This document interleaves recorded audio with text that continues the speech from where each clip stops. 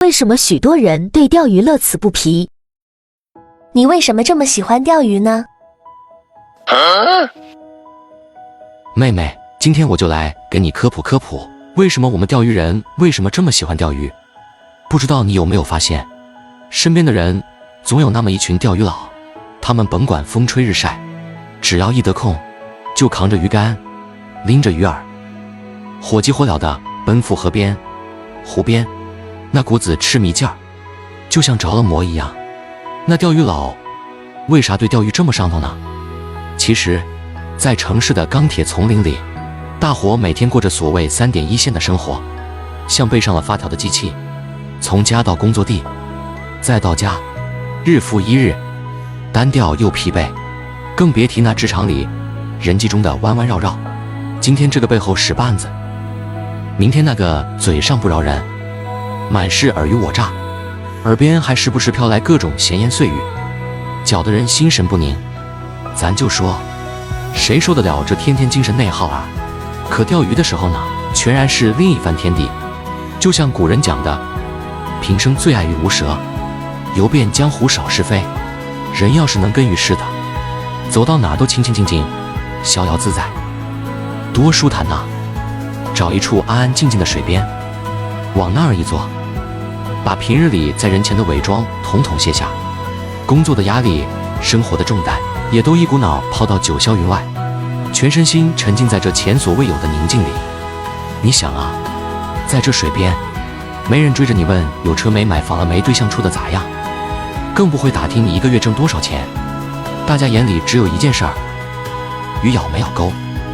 每一次抛竿，那感觉就像打开一个神秘盲盒，谁都不知道下一竿会中什么鱼，充满了未知数，心呐也跟着这鱼竿悬在了半空。等浮漂突然有了动静，肾上腺素蹭一下就窜上来，血压跟着升高，身体里的多巴胺、内啡肽跟约好了似的，一股脑分泌出来。这可是实打实的快乐催化剂啊！那种兴奋、期待，甭提多上头了。哪怕最后钓上来的只是条小鱼苗，心里也是满当当的欢喜。就拿我一朋友番薯哥来说吧，以前在公司里，为了那点业绩，跟同事争得面红耳赤，天天愁眉苦脸，回家还得听老婆念叨家里的柴米油盐，压力大的头发一把把地掉。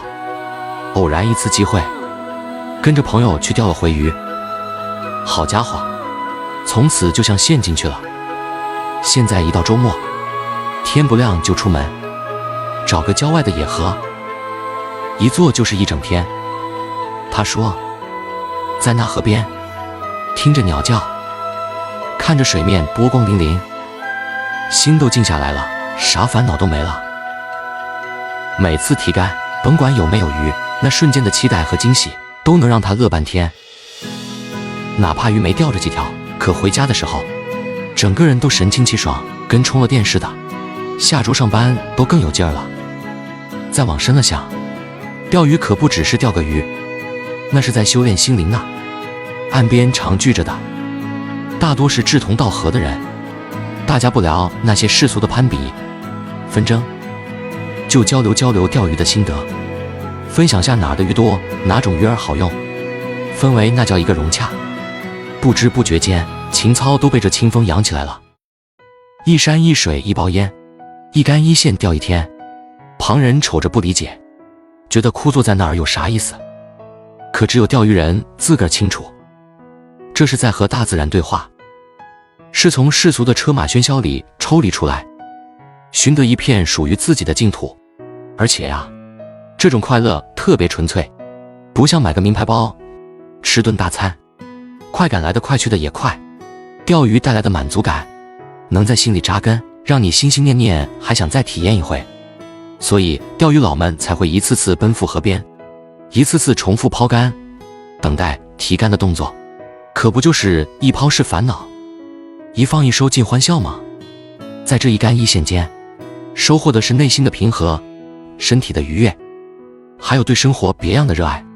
咱生活在这块节奏纷繁复杂的社会里，都在拼命找寻能让自己喘口气的事儿。